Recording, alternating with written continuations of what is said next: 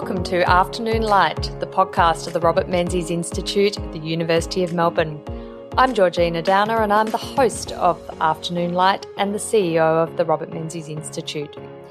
The Institute is a prime ministerial library and museum devoted to upholding the legacy and vision of Sir Robert Menzies, Australia's longest-serving Prime Minister. On Afternoon Light, we explore contemporary issues relevant to Sir Robert's life and legacy with leading thinkers from around the world. Thank you for joining us today. Hello, and on today's episode of the Afternoon Light podcast, I'm talking to Alexander Downer. Alexander is Australia's longest-serving Foreign Minister, and he is currently Executive Chair of the International School for Government at King's College London, and of course, disclosure, he is my father. So it's lovely to see you. We don't see each other very often. You live in London. Lovely to have you here at the Robert Menzies Institute. Well, it's a great pleasure to be here and congratulate you on the work you've been doing at the Robert Menzies Institute. It seems to have got off to a fine start in recognition of the great career of Australia's longest-serving Prime Minister. Well, thank you. And you would say that, I guess, but that is very kind. I wanted to talk to you today about Australia's foreign policy challenges, but I thought we would just have a quick chat about the Robert Menzies you knew, because, of course, you're one of the few people alive today who actually knew Robert Menzies personally, and because he died in 1978, so a year before my birth. You were still a fairly young man at that stage, but tell me about your recollections.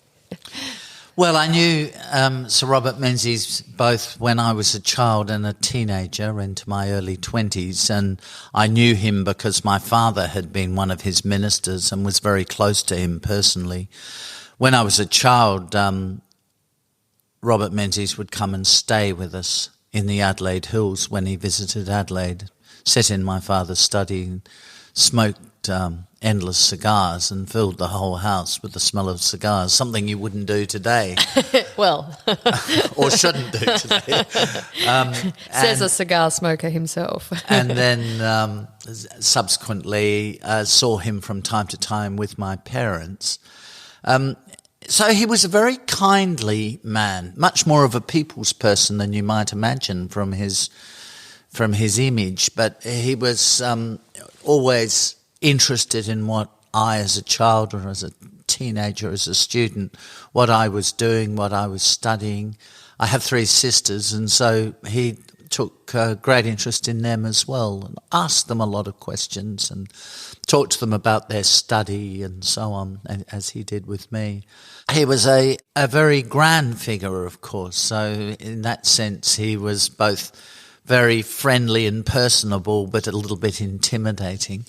But he had all the characteristics of what, to use an unfashionable phrase, you might call a great man. Yes, and obviously physically quite imposing by the looks of things, tall and I mean, euphemistically a larger man. Certainly. Well, in his later years, I mean, certainly when I knew him, yes, we used to refer to him in that three-letter word that we don't use anymore. We say large now. Yes, yeah, and a wonderful voice by well, at least I can hear on his radio broadcasts and TV interviews. He had a great presence. Yes, a sort of sonorous voice. Yeah, which was a great strength for him. Also, like Bob Hawke, and somebody else who comes to mind is Tony Abbott, a very good user of language, a master of words. I mean, whatever you think about Hawke and Abbott, or for that matter Menzies, these are people who really manage to get their messages across by the use of language. I think it's easily underestimated, their skill. If you use cliches, you use sort of standard phrases the whole time, people sort of tune out a bit. Whereas if you create your own images and imagery, it can make a very big difference. One of the strengths of Boris Johnson, actually, is his incredibly good use of language. Yeah, he's got an amazing sense of history too, and I think we were talking about this before, that Robert Menzies and Bob Hawke both had a sense of history, a good understanding of what had happened before and how challenges were addressed, and that informed them in their roles as Prime Minister. And for Menzies, there was, yes, exactly. And so for Menzies, there was this great knowledge of the history of Western civilization. So he would understand classics, classical Greece, classical Rome. He had a great understanding of British history, which if you want to understand modern Australia, it's important to have a good understanding of British history, given the influence of Britain in the creation of modern Australia. So in that sense, that helped him communicate with people and understand the parameters within which an Australian politician had to work. So, yes, it's true of Bob Hawke as well. And John Howard. John Howard has a great sense of history. So a sense of history, I think, is, as you said, it's really important for political leadership. But this ability to communicate and use language, I mean, good oratory skills, which Menzies had, which Hawke had, you say Boris Johnson has, Barack Obama's speeches, whether you agree with him or not, he was captivating. I feel like we've slightly lost that in our current crop of, and no disrespect to our current crop of political leaders, but in recent times, the art of a good speech making, it's, there's a lot of slogans, there's a lot of shouting, there's a lot of listing off deliverables, policies, without creating a story, inspiring people with your use of imagery and words. Yes, well, you have to understand that people are, to some extent, rational beings. You hope at least the best of them are rational. But there's no doubt that people are influenced by emotion. And if you are a senior politician, when you communicate, you need to tap into people's emotions and the sense that people have of issues at the time when you're dealing with them.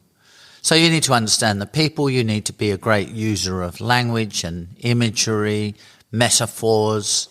You need to be able to tap into people's emotions. And I think that is true. I think, recent politicians, I think the succession of prime ministers, honestly, have not been very good at that. I mean, to some extent, Tony Abbott was quite good at it, which explains why one of the reasons why he had such a huge election victory in 2013. Of course, it didn't turn out that he had other skills a prime minister needed to sustain his leadership, but nevertheless, that was a skill that he had. You haven't seen it with any of his successors, actually. No. And, great political speeches. People treasure them. They reread them. They're oft quoted. So there is something really, really important about making a powerful political speech and using language effectively. But, well, let's hope for the future. Anyway, this gives me an opportunity to spruik our Robert Menzies Institute speech competition that we have for later years high school students. And this is about encouraging the next generation to really hone their oratory skills, and we might just create another Robert Menzies or Bob Hawke amongst the cohort of applicants this year and beyond. You mean their oratorical skills, do you? Yeah. Oh, sorry. Nothing like your father to pick you up in your grammar. I hope you don't do that to normal people. I hope it's just reserved for your relatives. I wanted to ask the advice you would give to the new Foreign Minister, Penny Wong. Senator Wong has been in the job since, well, I guess Monday. Monday she was sworn in officially, and then hopped on a plane straight to Tokyo for the Quad meeting with the brand new Prime Minister, Anthony Albanese. You're a former Foreign Minister of long standing, the longest in Australia's history. What is your advice for Penny Wong? Well, it's to do what she's done, actually. I think she made a very good decision, or Anthony Albanese made a very good decision, or they did, to go to the Quad meeting, despite the fact that it was only 2 days after the election, because it was really important that Australia continued to give momentum to the Quad. And if we had not had a Prime Minister, or if it had been Scott Morrison as an outgoing Prime Minister, well, it wouldn't have only diminished Australia, but it would have made the Quad weaker. If we'd done that, it would have shown a lack of enthusiasm for it. So the fact that a newly elected Prime Minister and Foreign Minister would go to Tokyo to the meeting was a very good thing to do and a very good sign. And they seem to have said pretty much all the right things while they were there. They were confronted with the congratulatory message from the Chinese Premier, and I thought Albanese responded to that exactly as he should, very cautiously. I think that's exactly how to respond to it, and basically making the point that your country has imposed a lot of sanctions on us and it's completely unjustified, and if we're going to rebuild the relationship, we'd like to see all of those sanctions lifted so we can move on.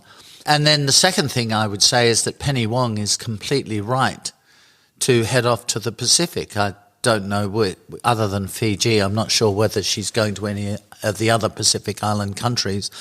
But I used to think, when I became the Foreign Minister, the Pacific is our backyard. And so that's going to be one of my key priorities. So I wasn't in favour of having a junior minister responsible for Pacific Island affairs. I thought that was the role of the Foreign Minister. And I used to make ad hoc visits to the Pacific when things blew up there. But I also had a pattern of doing regular tours around Pacific Island countries once a year. So I got to know those countries and I got to know their leaders very well. So I think that hasn't been happening in recent times, honestly. I don't think the Foreign Minister, Marise Payne, seemed to be visiting the Pacific very often. I mean, maybe she did, but I wasn't aware of it. She certainly didn't publicise her visits to the Pacific. Julie Bishop made quite an effort in the Pacific, actually, to be fair.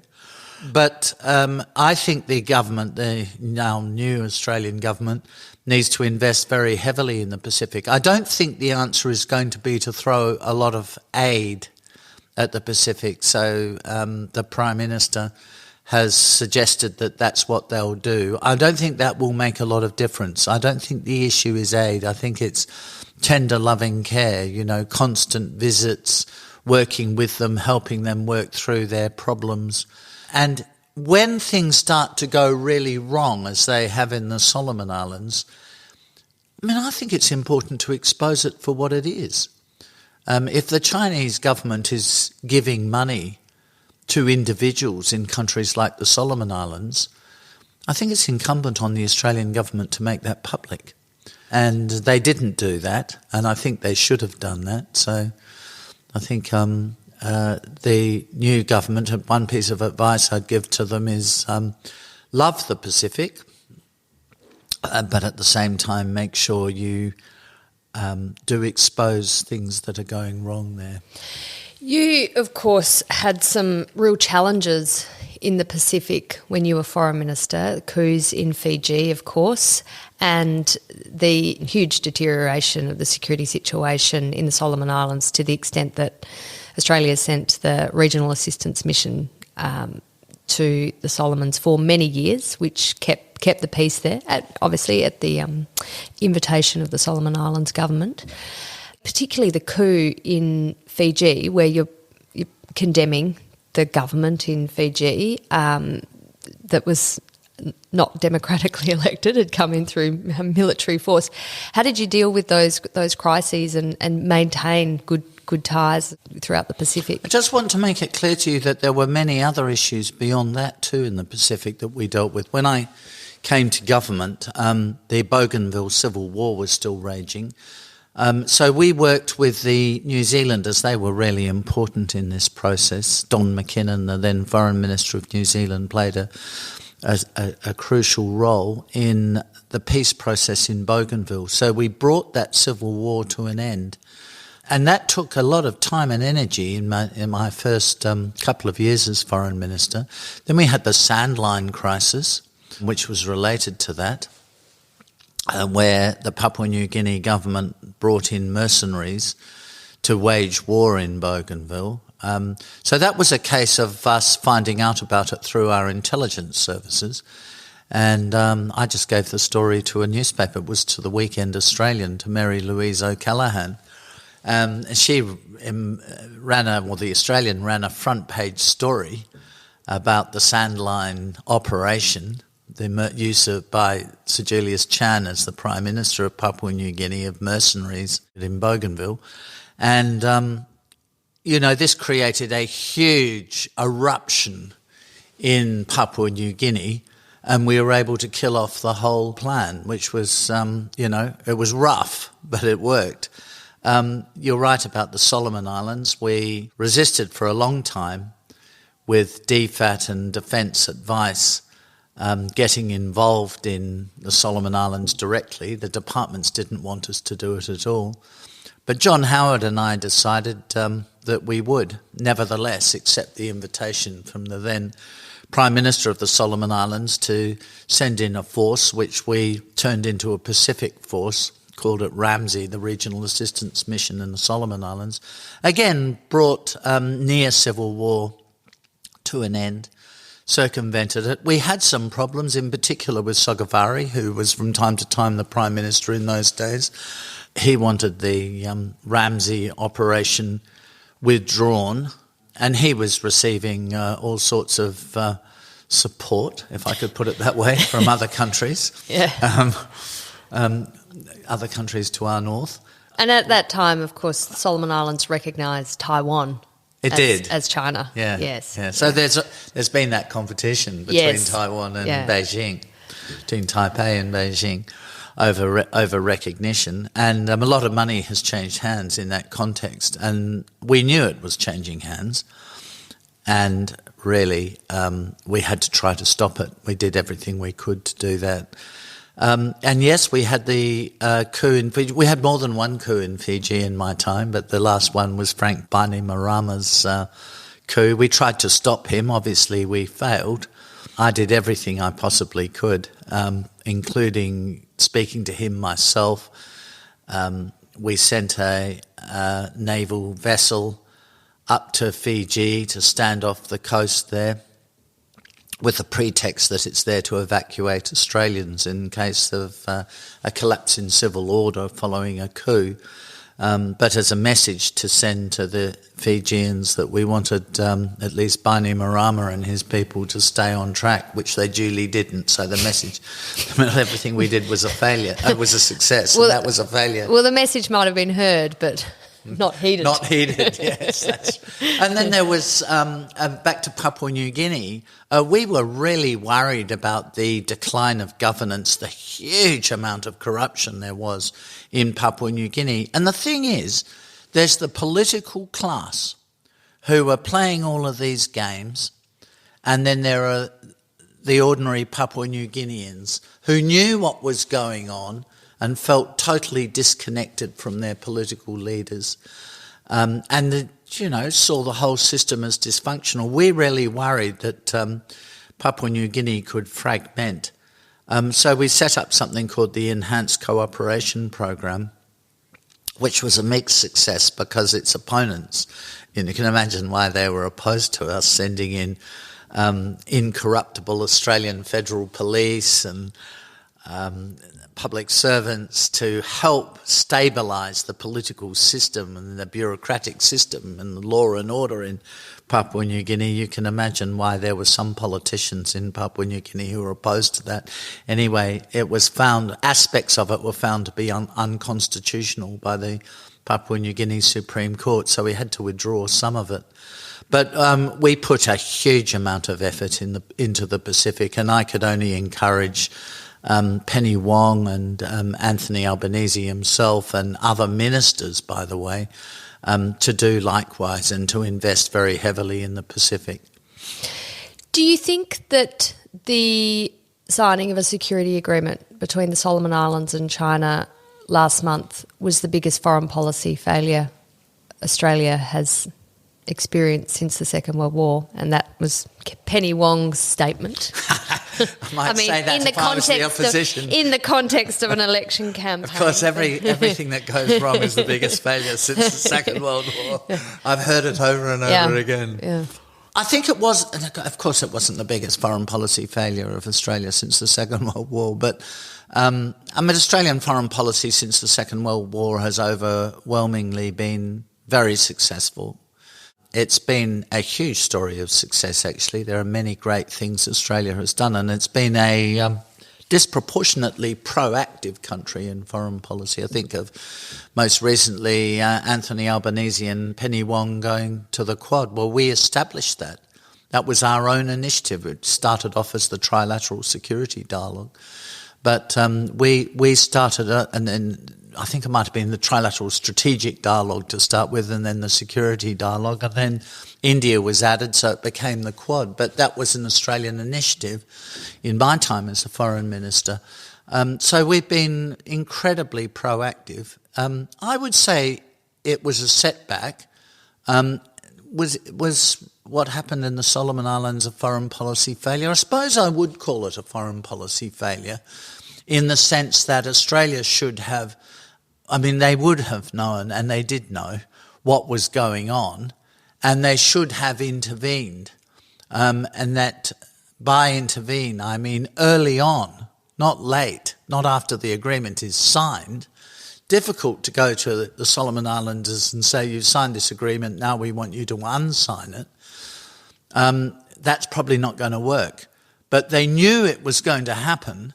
They should have made a substantial public issue about it, and they knew that there was money involved, and they should have made that public. And I don't want to be critical of the outgoing government, but I voted for them, but they weren't perfect, and I do think they handled that quite poorly. The foreign minister should have been on the plane going over there as soon as she saw trouble brewing.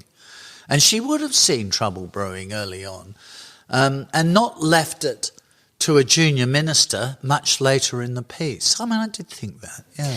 So, Chinese Foreign Minister Wang Yi, he is on a tour around the Pacific, which is unusual, and clearly sending a message. And one presumes the idea behind it is a bit of a charm offensive, and there will be some strategy around its post-Australian election, and of course Penny Wong is now doing her own tour around the South Pacific, so there'll be a rival charm offensive. How should Australia handle China's influence in the Pacific? Well, so this is the secret. It's personal relationships. It's the people-to-people links, which are absolutely critical when dealing with the Pacific. It's the people you know, the relationships you have with those people, the trust that you can engender with those people that is going to be absolutely central to this. So, well, we've changed government now. So, I actually think Scott Morrison was quite focused on the Pacific. But Penny Wong, other ministers as well, are going to have to spend a great deal of time in the Pacific, visiting these countries, talking to them about their problems, showing empathy, but not to go there and just dish out cash and think that that's an answer. There's been a bit of a sense of that because, the Labor Party's solution to everything is to put their hand into the taxpayer's pocket and spray the money around once they get it out. But it's not always the answer. It's the people-to-people links that are going to be crucially important here. I don't know the extent to which Penny Wong knows some of these Pacific Island leaders. She's been the shadow minister for a long time, though. But she needs to get to know them because this is our region. And by the way, thinking of our allies, particularly the United States, they've always expected us to be the metropolitan power responsible for ensuring that region remains stable. Nobody else is going to do it. New Zealand can be helpful, but it's a little country. No one else is going to be able to do it, and we need to do it. So the personal relationships will be critical. So it's a really good thing that Penny Wong is making an immediate visit to Fiji, and she should go to Papua New Guinea soon, but she needs to go to the Tongas and Samoas and Kiribati and Tuvalu and all of these places, Vanuatu. She needs to go to these places and she needs to get to them pretty soon.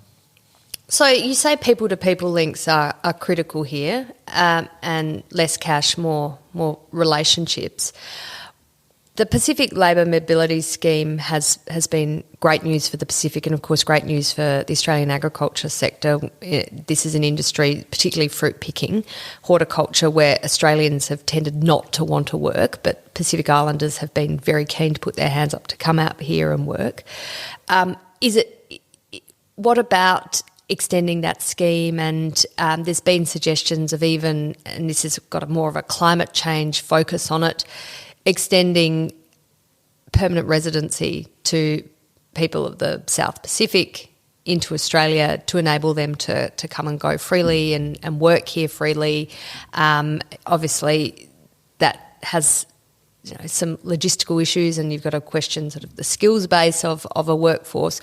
But that's a huge olive branch to the Pacific and a huge investment in that relationship and in people, not just cash. It's an investment in people, and the Pacific Islands do struggle with their economic prosperity and job creation and trying to get idle youth into employment.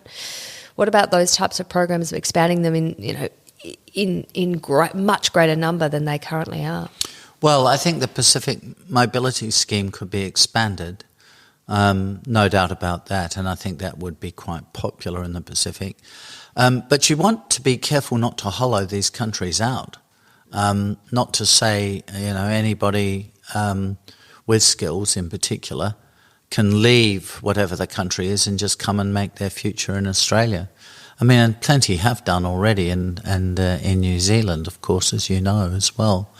But when I used to think through that issue as a foreign minister, I used to think that was the risk. I mean, if you had free mobility between Pacific Islands and Australia, like you do between Australia and New Zealand, I think the problem is just huge numbers of people would move to Australia.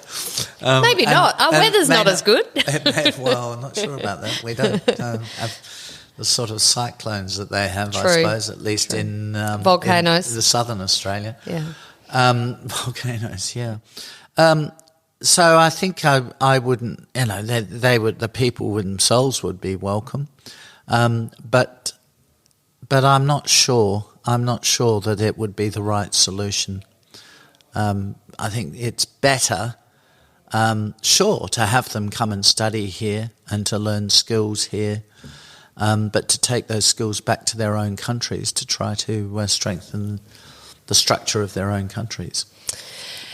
Robert Menzies was Prime Minister the second time around from 49 to 66, which was, of course, in terms of the geopolitical environment at the time, the Cold War. That was the biggest single issue, and the threat of communism, which was all about the Cold War. That was the thing that foreign policy analysts and makers worried about.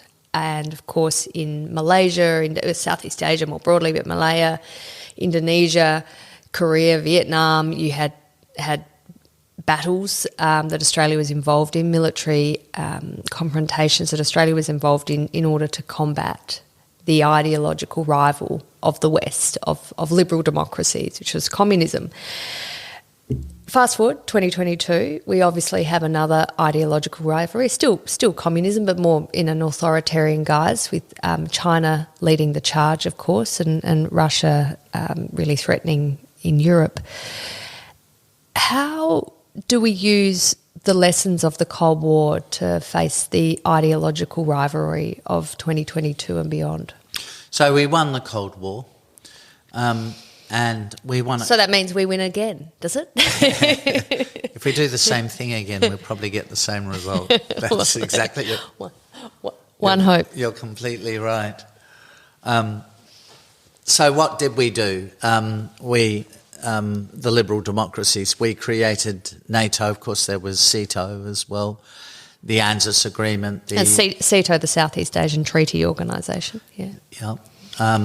The security agreements with US that US had with Japan, South Korea, obviously Australia. United States also has alliance agreements with the Philippines and Thailand still, even though CETO doesn't exist anymore. So we created a network of alliances, and those alliances were too powerful for communist China, which of course was through its sort of harder line communist years under Mao Zedong, was economically very weak.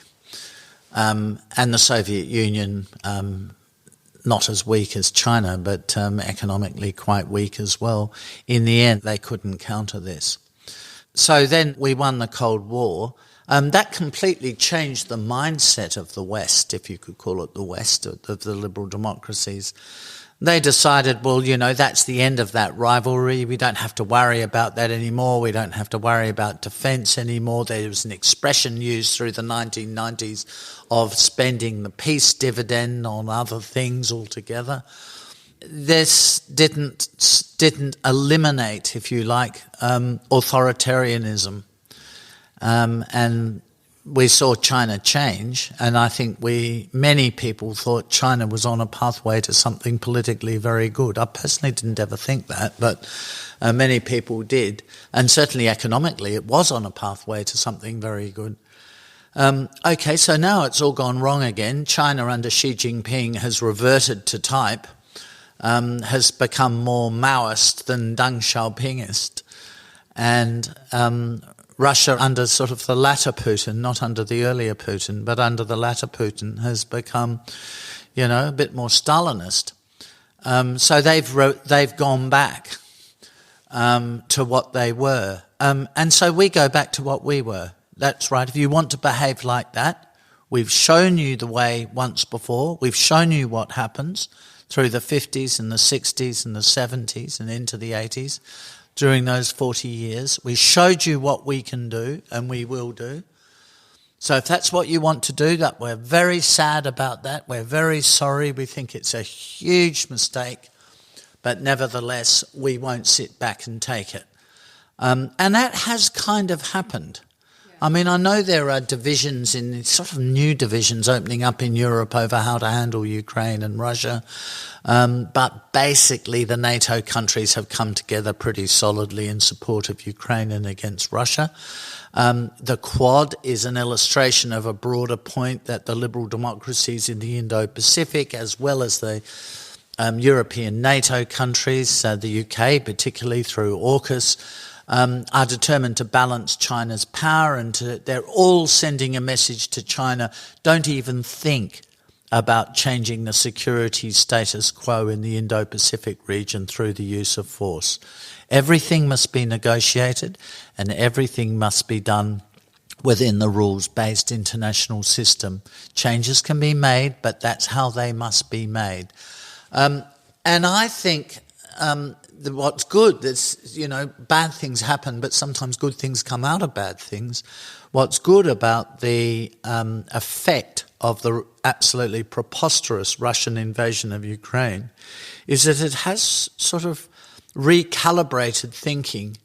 We've moved away from a sort of Dewey idealism that, military forces aren't needed anymore, and just as a world we can all live together and sing Kumbaya. We've moved away from that back into a world of realism. And, it's really, it has its critics, but it's really impressive to see the new German Chancellor, who's a social democrat, take a much harder line position on these security issues than the CDU, than the, if you like, conservative Chancellor before him, Angela Merkel, who was, very much into this sort of talk of confrontation and standing up to autocracy and so on is old talk. That's the Cold War talk. We don't need to go down that path anymore. Well, people have learned. Those types of sentiments and regimes have not gone away. So we stand up to them just as we did through the Cold War. But a huge difference is China's economic strength. I mean, China is the factory of the world. It obviously, for some time, has been building infrastructure and strategic links throughout Asia, Europe, Africa, and we have to face the consequences of that. The Belt and Road Initiative has, and China's economic power is incredibly alluring for countries, and that's not the China we were faced with in the 1950s. And Russia, the same. Russia's economy back in the 50s and 60s was of no great consequence. But of course now Russia, while economically not a huge power like China, it does have energy resources that countries that oppose its military activities at the moment, countries depend on for the functioning of their economies. So that's the added complexity, which is a wicked complexity. And countries around, for example, Southeast Asia, obviously the Pacific,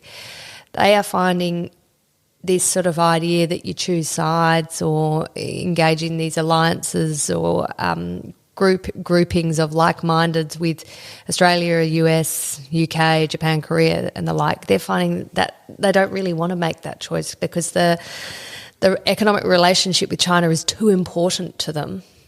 Even if they don't like some of the aggressive activities, for example, in the South China Sea and of course what we've seen go down in Sri Lanka, a salutary tale.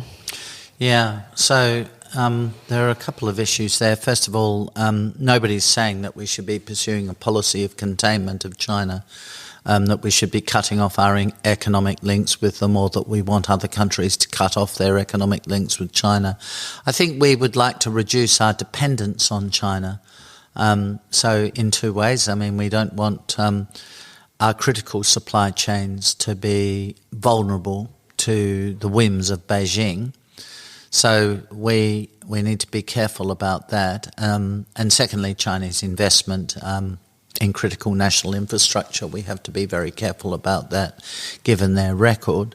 But overall, I mean, we of course should continue to engage economically with China. What message we're sending to China is don't cross the line. There is power in the Indo-Pacific that you will not be able to defeat or overwhelm or subjugate. And there are structures that demonstrate that. So we're happy to engage with you, but operate within the rules-based international system. And I think in the case of Russia, it was the same. I mean, of course, we were all happy to deal economically with Russia. I signed a nuclear safeguards agreement with Russia, which would have provided a pathway for Australian uranium miners to export uranium to Russia for peaceful use, of course. So we've been happy to engage with Russia, although in the case of Russia, they have crossed the line. I mean, literally, as well as figuratively.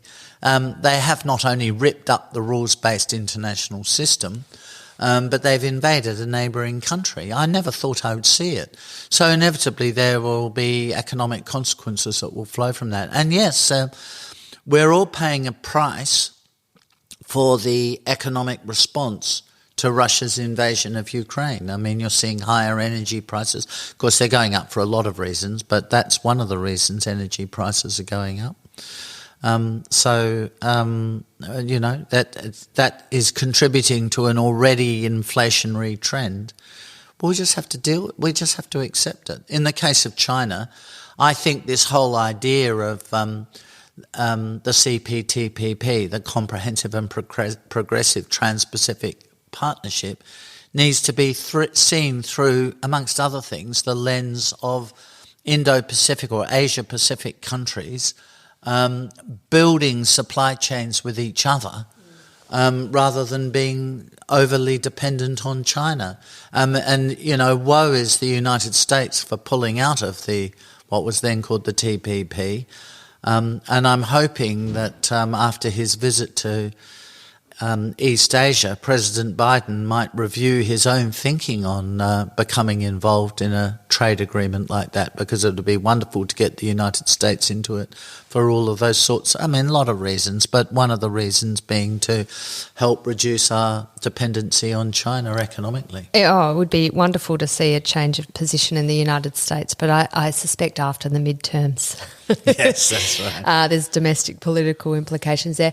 Look, the final question I wanted to ask you was about the United Nations. You worked for the United Nations after leaving politics as the United Nations Secretary-General's special representative on Cyprus, and that was a... Special advisor. Oh, sorry, special advisor. It's important. It doesn't sound important to the listener. But within the UN system, there's a difference between a special representative and a special advisor. I have no doubt. Having been an Australian public servant, I know the nuances of titles. The nuances of nuances are so important. Yes, indeed. So the United Nations response to Russia's invasion of Ukraine has really exposed the inadequacies of the multilateral system. And it's a system that, of course, Australia post-World War II wholeheartedly supported the establishment of. Out of the ashes of the League of Nations came the United Nations, and the Security Council, of course, represented the geopolitical realities at the time, with the 5 permanent members and then the others being elected. But we now have a permanent member of the Security Council who, as you said before, has invaded a neighbouring country, which is in clear breach of the United Nations Charter of international law. What is the point of the United Nations at the moment, aside from making statements that I'm sure we here in Australia agree with, but it has been shown to be impotent in the face of an absolutely egregious breach of international law?